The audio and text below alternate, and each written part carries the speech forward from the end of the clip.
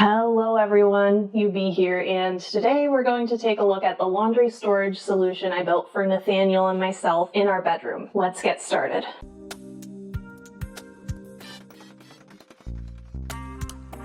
We've been struggling with our laundry storage in our room ever since I moved in.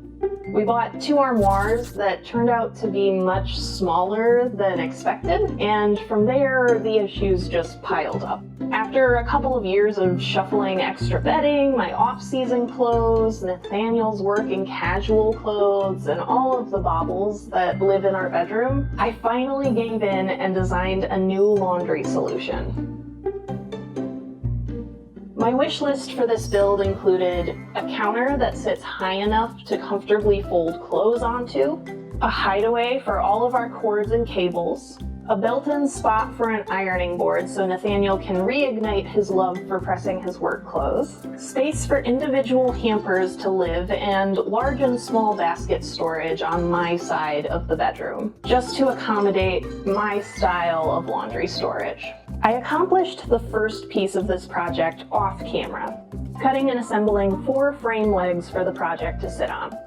I already had 2 MDF sheets I wanted to use for the top of the counter, which made deciding the depth of the counter really easy. Using the width of the MDF boards and the approximate height I wanted the counter to sit at, I cut down some 1x10 lumber and used pocket holes to make 4 matching sets of legs. I also want to point out that all of the lumber, MDF, angle brackets, and countertop covering were materials that were either left over from other projects or were offcuts donated to us by our lovely parents. Reusing for the win! It was a tad tricky to get the MDF cut down to the proper size because our house is very old and crooked, but after some finagling, I got it down to size. While at this stage, I also went outside and used a jigsaw to cut out a small hole where I wanted our cords to travel underneath the countertop later. Truthfully, I should have a second set of hands around to safely assemble this thing, but do as I say, not as I do.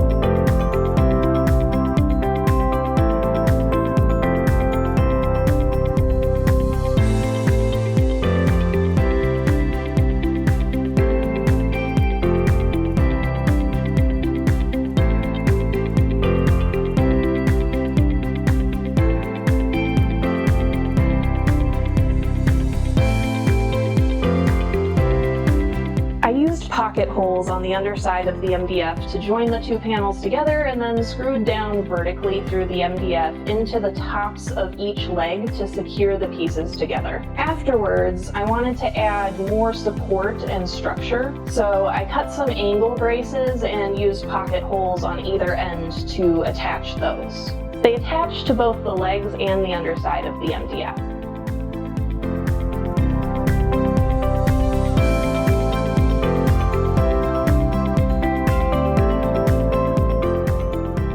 A lot of balancing involved in this process because I didn't have a second set of hands, but in the end I accidentally ended up giving my side of the bed an extra inch of space, but that didn't affect the functionality of the drawers.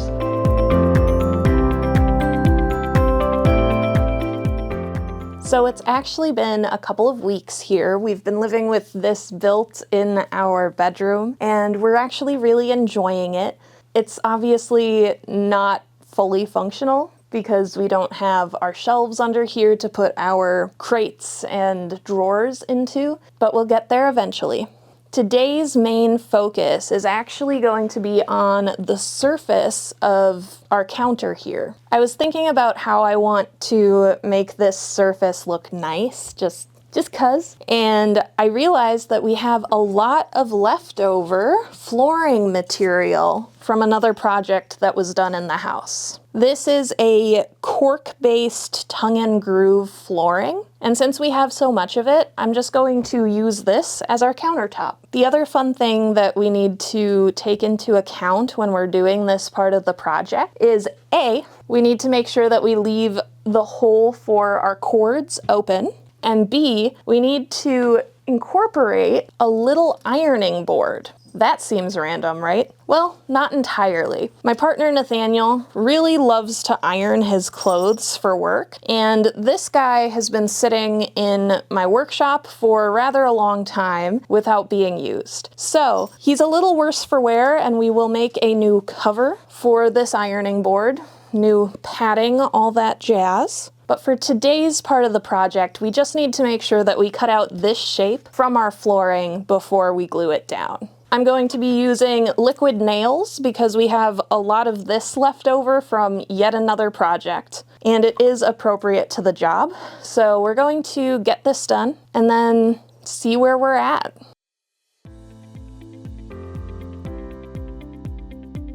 This process is what's known as dry fitting, and it's a really good idea when you're tackling a project. It's essentially a version of measure twice, cut once. You can do by simply laying out the pieces you're working with without joining them with glue or screws or anything. You're just not connecting them. The tongue-and-groove nature of this flooring made it really easy to fit together and install nicely.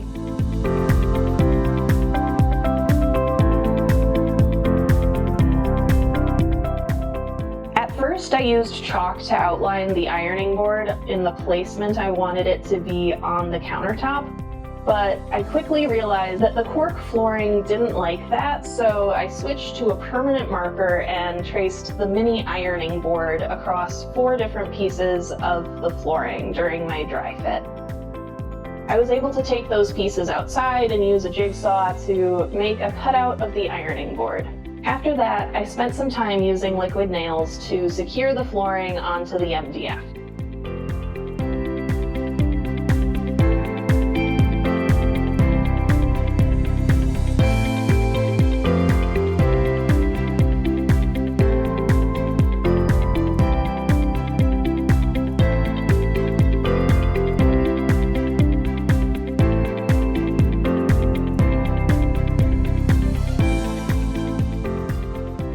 I also used the liquid nails to finish the raw edges of the hole I made for the ironing board using a paper towel. This project used 3 or 4 10-ounce tubes of liquid nails overall, and those tubes were left over from another project we did a couple years ago in the house.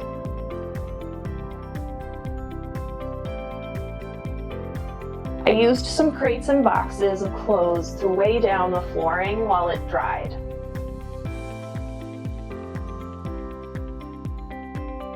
After leaving that to dry, I retreated into my workshop for a little side project. I don't know how well it shows up on camera, but this little ironing board has been well loved. I've had it since I was a kid, and it's gone to college with me, come to various co-working meetups, and it was used when I received it, so it needed an update to its stained, deflated, and overused cover. I wasn't very particular about my measurements when I made this, so I'll have to go back and make a new cover that fits the board a little better later.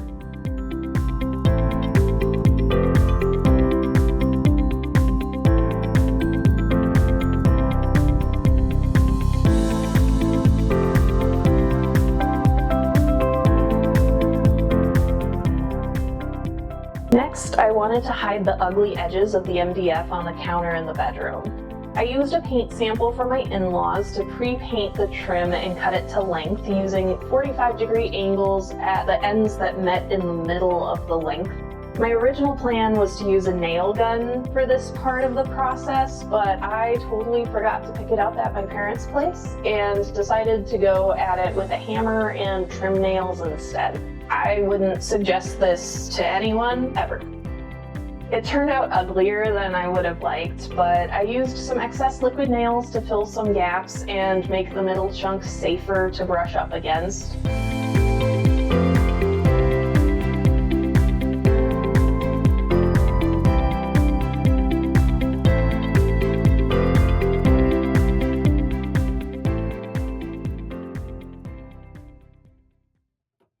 Now to go to the underworld and address the shelving and cable storage of this project. Ideally, you would use one solid piece to make shelves in any piece of furniture, but I was using free lumber for this project, so I had to improvise. I used 1x10s to span the width of the sections of either side of the bedroom and used a combination of recycled metal L brackets and triangular offcuts to provide support to those boards from underneath.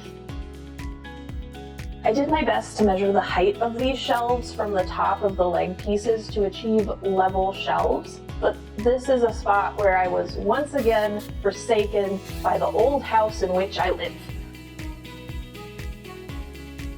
Right, Grumpy. I ended up doing some visual guess and check to get the shelves level because the floors in our house are extremely uneven in this stage of the game, and I just had to do what I had to do. Once the shelves were installed, I wanted to make the use of the wooden crate drawers in this build be as smooth and ergonomic as possible.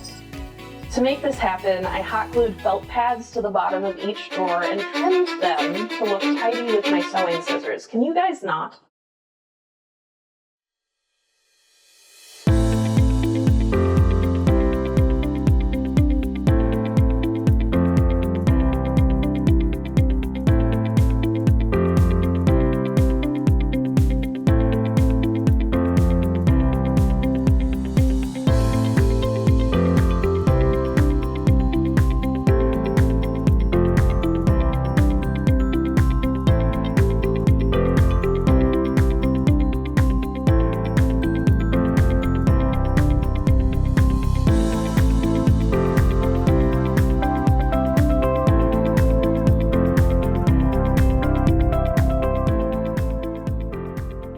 The next step in making these shelves aesthetically and functionally pleasing was to add material to bridge the gap between the 1x boards.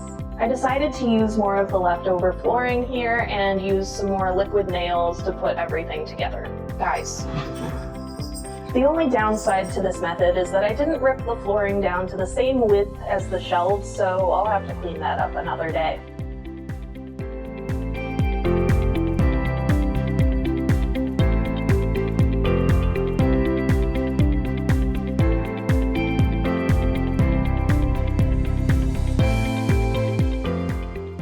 Cable storage is very important to Nathaniel and I. We have a handful of devices in the bedroom that let us stream movies and play video games in bed, and some of the power strips and hubs emit little lights that we want to limit when we're trying to sleep. We also want to keep our cats away from being able to chew on our cables. Grumpy likes to do that. I very much winged it during this part of the project because I was using some scrap wood from the cat scratcher I built a few months before, and had I thought this part of the project through better, I could have built the box separately from the rest of the build and installed it to hide screw holes and all of that good stuff. But as it sits, I had to use a small strip of trim to bridge a gap between the wood panels and the underside of the counter. I also used some leftover latch hardware from my Fiorbo build to make it so that we can close up the cord storage cubby. It turned out really nice.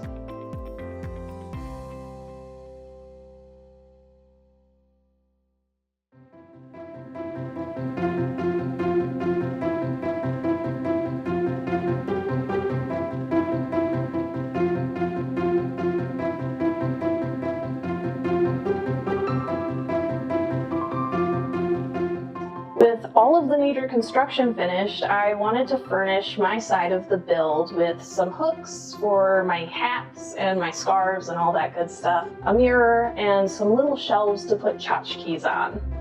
I once again used recycled hardware to make this part of the build happen, which is why the hooks and L brackets don't match. But I would paint those to match later.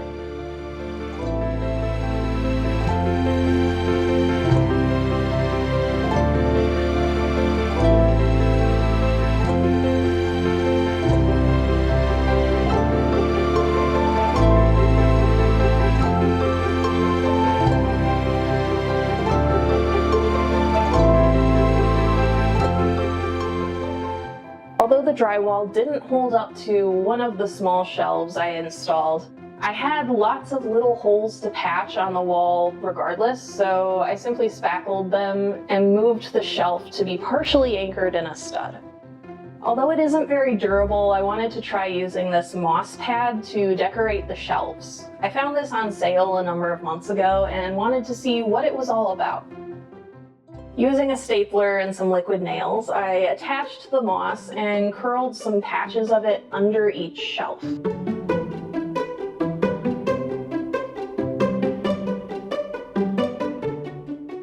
After all was said and done, I used a clear coat to make the moss on the tops and edges of the shelves a little more durable, and painted the tops of the shelves to look a little whimsical and mossy, making everything match. Lastly, in an effort to make this build look cohesive, I took apart my mirror and repainted its frame. You've seen this $3 thrifted mirror in the background of my videos for a number of years, but I'm excited to see it find a long-term home on my side of the bedroom.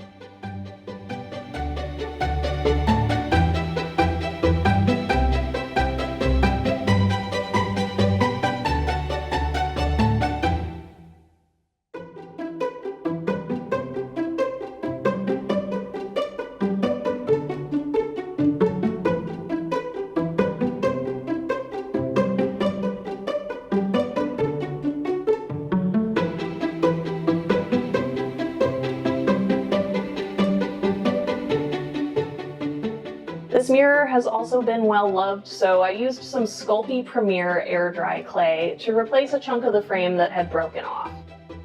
I also used some bronze gold paint to make the details of the mirror frame pop.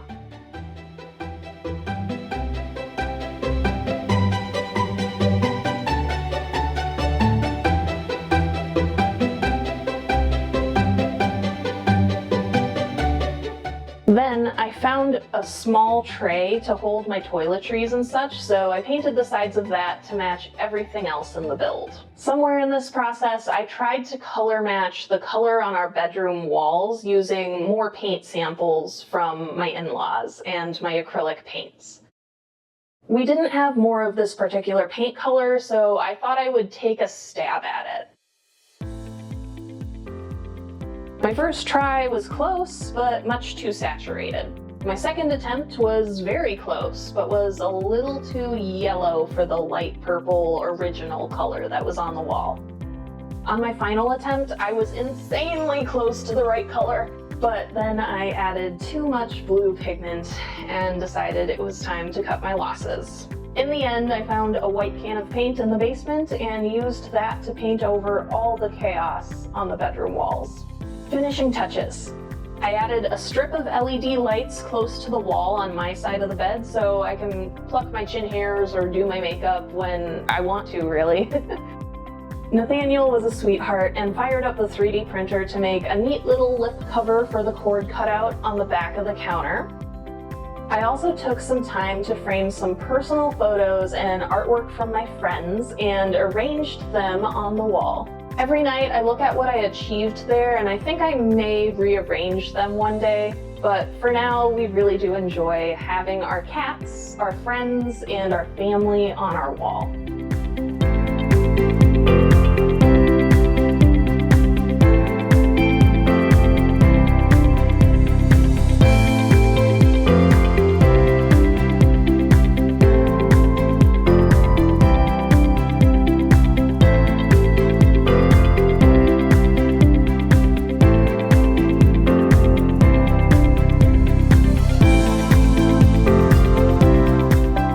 The rest is history.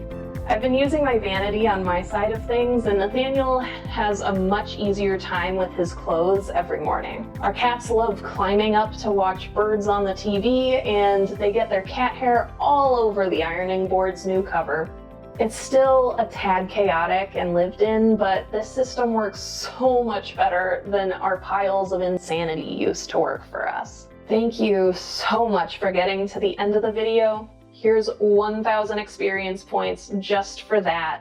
It really does help out my little channel. Thank you so much to my patrons, Mark, Nathaniel, Twyla, Liam, and Liz. You guys are awesome. And if you'd like to join them in supporting the channel, or if you'd like to get my build instructions and other fun projects for free, visit patreon.com/ubdraws and become a member. Don't forget to drink some water and have an awesome rest of your week. Peace.